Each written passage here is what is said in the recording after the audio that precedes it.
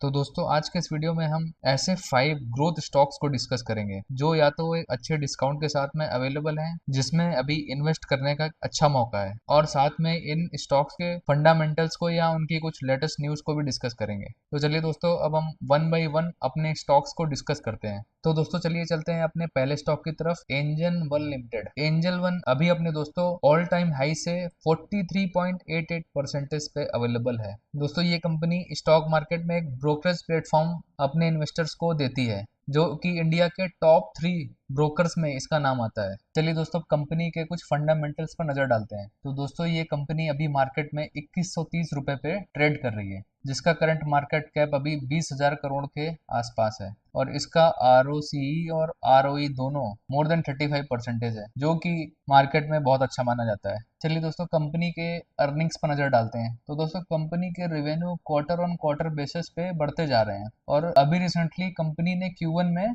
1405 करोड़ रुपए की अर्निंग को दिखाया है। तो दोस्तों शेयर प्राइस गिरने की जो मेन वजह है कंपनी के ऑपरेटिंग प्रॉफिट मार्जिन्स का श्रिंक होना, जो कि अभी Q1 में 33% रिपोर्ट हुआ, जो कि पहले मोर देन 42% हम लोग देख पा रहे हैं इतना रहता था। तो इस वजह से दोस्तों आज शेयर का प्राइस 45% करेक्ट है। और दोस्तों इसके नेट प्रॉफिट पर नजर डालें तो हम देख पा रहे होंगे कि नेट प्रॉफिट इसका ईयर ऑन ईयर बेसिस पे 221 करोड़ से बढ़कर 293 करोड़, जो कि एक डिसेंट जंप है। बट दोस्तों क्वार्टर ऑन क्वार्टर से कंपेयर करेंगे तो 340 करोड़ से 293 करोड़। तो दोस्तों इसने कहीं ना कहीं क्वार्टर ऑन क्वार्टर बेसिस पर अपनी अर्निंग्स को मिस करा है। तो दोस्तों इसी वजह से कंपनी के शेयर प्राइस में गिरावट आई है। तो दोस्तों कंपनी के चार्ट पैटर्न में हम लोग देख पा रहे हैं कि जनवरी 2024 ऑनवर्ड्स ये जो वॉल्यूम्स हैं ये सेलिंग्स के ज्यादा हैं, तो मतलब इस वजह से शेयर का प्राइस अभी अंडर प्रेशर में है, जो कि अभी अपने एक लास्ट रीसेंट सपोर्ट के आसपास है। तो दोस्तों ये लेवल पे जो शेयर की बाइंग है वो एक अच्छा मौका बन सकती है, क्योंकि शेयर एक डिसेंट डिस्काउंट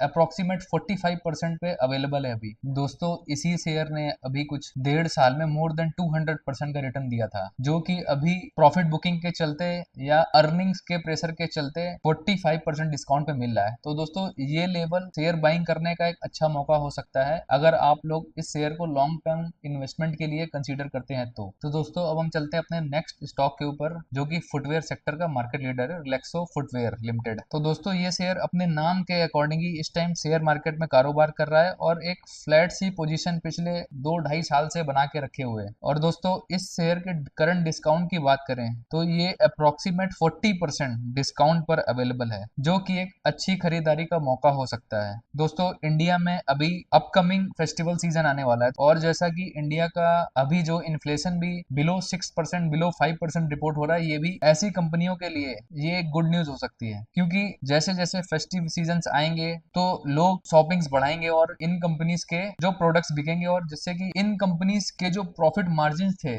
जो लास्ट ईयर काफी अंडर प्रेशर थे, और इन्फ्लेशन कम होने की वजह से इन कंपनीज के जो प्रॉफिट्स हैं वो सडनली बढ़ेंगे। तो दोस्तों जब कंपनीज के अर्निंग्स में ईयर ऑन ईयर बेसिस पे मल्टीफोल्ड जंप्स आते हैं, तो दोस्तों शेयर प्राइस भी सडनली सूट अप होते हैं। तो इस तरह की कंपनी को आप लोग अपनी विश लिस्ट में रख सकते हैं। और तो दोस्तों चलिए चलते हैं कंपनी के अर्निंग्स की तरफ। जून 2022 ऑनवर्ड्स इस कंपनी के रेवेन्यूज 700 करोड़ से घट करके 600 करोड़ की सीरीज में आ गए थे, जो कि काफी टाइम तक, काफी क्वार्टर्स तक अंडर प्रेशर रहे। और दोस्तों आप लोग इसमें जरा गौर करेंगे तो देखेंगे कि पिछले 2-3 क्वार्टर से इसके जो रेवेन्यूज हैं वो इंप्रूव होना शुरू हुए हैं। और दोस्तों इसके ऑपरेटिंग प्रॉफिट मार्जिन, जो कि हाई इन्वेंट्री के चलते काफी टाइम से सफर कर रहे थे, वो अब इंप्रूव होकर के अप्रोक्सीमेट 16% के नियर आ गए। तो दोस्तों फाइनली कंपनी के जो अर्निंग्स हैं ईयर ऑन ईयर बेसिस पे अभी अच्छा ग्रोथ दिखा रहे हैं। तो दोस्तों इस कंपनी के जो Q1 के रिजल्ट्स हैं वो भी अभी कंपनी पब्लिश करने वाली है, तो आप लोग इस कंपनी के जो Q1 रिजल्ट्स हैं उसको देख करके इस कंपनी में एक बाइंग का अच्छा मौका बना सकते हैं। दोस्तों रिलैक्सो की शेयर होल्डिंग पैटर्न्स पर नजर डालें तो हम देखेंगे कि प्रमोटर्स ने लगातार कंपनी के इतने खराब अर्निंग्स के बावजूद भी अपनी कंपनी में लगातार अपने स्टेक को बढ़ा करके बना के रखा हुआ है, और एक कंपनी को दोस्तों प्रमोटर से ज्यादा कोई और नहीं जानता है। और दोस्तों इसमें हम लोग देख रहे हैं लास्ट कुछ क्वार्टर से फॉरेन इंस्टीट्यूशनल इन्वेस्टर्स ने भी अपना स्टेक बढ़ाया है, और दोस्तों डोमेस्टिक इन्वेस्टर्स ने भी अपना स्टेक बढ़ाया हुआ है। दोस्तों हम देख रहे हैं कि कुछ क्वार्टर से पब्लिक ने थक करके इस शेयर में से माल बेचा हुआ है। तो दोस्तों जो समझदार इन्वेस्टर्स होते हैं जैसे कि प्रमोटर्स, FIIs और DIIs, उन्होंने लगातार अपने स्टेक को इस कंपनी में बढ़ा करके रखा हुआ है, क्योंकि उनको पता है आज नहीं तो कल ये शेयर प्राइस ऊपर ही जाना है। आप भी इस कंपनी के जब Q1 के नंबर पब्लिश होंगे तब अपने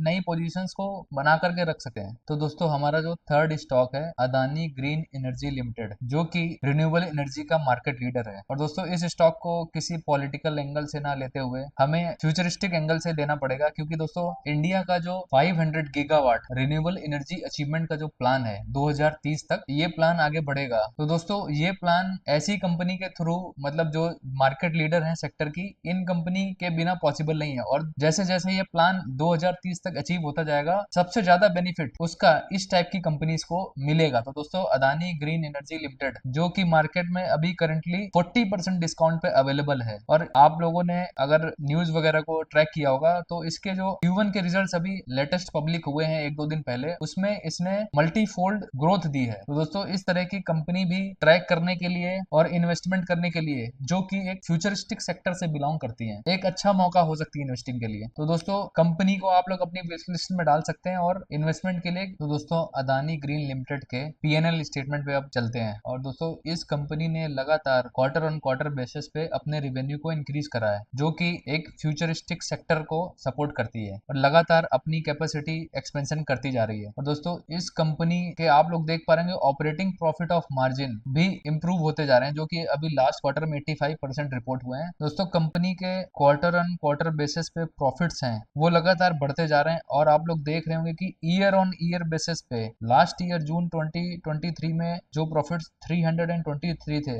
वो अभी 629 करोड़ रुपीस हैं, मतलब मोर देन 90% की जंप है। ये कंपनी लगातार अपना एक्सपेंशन, अपने एसेट्स को बढ़ाती जा रही है, जिससे कि इस कंपनी को जो इंडिया का एम है 2030 तक पूरा करने में, इस कंपनी को एक अच्छी ग्रोथ मिलने वाली है। तो दोस्तों ये कंपनी इन्वेस्टमेंट के लिए एक अच्छा मौका हो सकती है। तो चलिए दोस्तों चलते हैं अपने फोर्थ स्टॉक की तरफ, बजाज फाइनेंस लिमिटेड, जो कि NBFC सेक्टर में, अपने सेक्टर में एक मार्केट लीडर है। तो दोस्तों ये स्टॉक भी पिछले 2-3 साल से कंसोलिडेट कर रहा है, जबकि इसकी क्वार्टर ऑन क्वार्टर अर्निंग्स या year on year earnings more than 25% से ग्रो कर रही है। डिस्पाइट ऑफ दिस ग्रोथ ये स्टॉक 2-2.5 साल से कंसोलिडेट कर रहा है और 8,000 रुपीज के लेवल को ब्रेक नहीं कर पा रहा है। तो दोस्तों रिसेंटली अभी RBI ने इनके कुछ प्रोडक्ट्स पर बैन लगा दिया था, जो कि अभी कुछ 3-4 महीने पहले हटा है। तो इस बैन के हटने से बजाज फाइनेंस के revenue definitely quarter on quarter basis पे और इंप्रूव होंगे, और दोस्तों अर्निंग्स के बढ़ते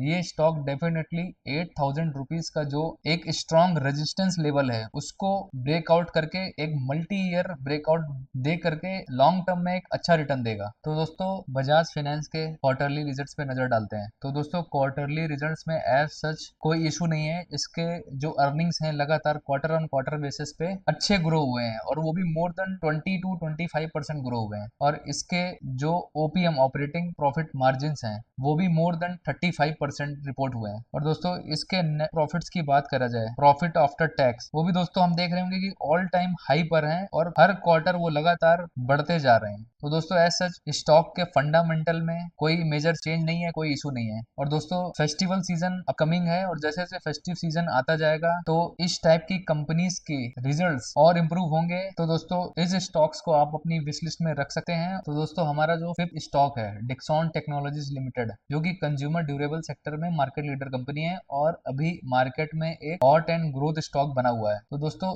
यह स्टॉक मार्केट में अभी केवल 10% के डिस्काउंट पे अवेलेबल है। तो दोस्तों इस स्टॉक की अर्निंग 30 जुलाई को ड्यू है। तो दोस्तों डिक्सॉन टेक के P&L स्टेटमेंट पर नजर डालते हैं। तो दोस्तों कंपनी के जो क्वार्टरली अर्निंग्स हैं उसमें लगातार आप यहाँ पर देख रहे होंगे सडन एक जंप आया है, और इस कंपनी के जो ऑपरेटिंग प्रॉफिट ऑफ मार्जिन हैं वो भी दोस्तों ऑल टाइम हाई पर है। तो दोस्तों कंपनी के रेवेन्यू ऑल टाइम हाई पर है, और कंपनी के नेट प्रॉफिट्स भी ऑल टाइम हाई पर है। और दोस्तों इस कंपनी की अर्निंग्स अभी 30 जुलाई को ड्यू है, और इस कंपनी में अभी जो डिस्काउंट मार्केट में अवेलेबल है वो 10 से 12% का है। तो दोस्तों इस कंपनी में, जो कि मार्केट में अभी एक हॉट स्टॉक बना हुआ है, तो इस कंपनी में इन्वेस्ट के लिए आप लोगों को इसकी अर्निंग्स का वेट करना चाहिए, और अगर अर्निंग्स में कुछ उलट फेर हुआ तो दोस्तों ये डिस्काउंट आपको और भी ज्यादा मिल सकता है। तो आप लोग इसको अपनी विश लिस्ट में ऐड कर सकते हैं, और थोड़ी सी गिरावट इस स्टॉक में इन्वेस्टिंग का एक अच्छा मौका बन सकती है लॉन्ग टर्म इन्वेस्टिंग के लिए। तो दोस्तों इस तरह की बड़ी गिरावटें ग्रोथ स्टॉक्स में एक समझदार इन्वेस्टर को सेफ्टी ऑफ मार्जिन प्रोवाइड करता है, क्योंकि एक अच्छे डिस्काउंट या सपोर्ट पर किसी भी स्टॉक में बायर्स एक्टिव हो जाते हैं और उस शेयर के ट्रेंड रिवर्सल के चांसेस बढ़ जाते हैं और उसको कुछ समय के बाद से ही अच्छे प्रॉफिट्स अर्न होने स्टार्ट हो जाते हैं। तो दोस्तों, आप लोग इन शेयर्स को अपनी स्टडी के लिए यूज कर सकते हैं और अपने सेटिस्फेक्शन के अकॉर्डिंग इसमें इन्वेस्टमेंट के बारे में सोचकर अपना फाइनल डिसीजन ले सकते हैं। अगर मेरी बातें आप लोगों तक पहुंची हों और आप लोगों को हेल्पफुल लगी हों तो प्लीज़ चैनल को लाइक एंड सब्सक्राइब कर दीजिएगा। चलिए दोस्तों, मिलते हैं अपने नेक्स्ट वीडियो में। तब तक के लिए बाय बाय दोस्तों।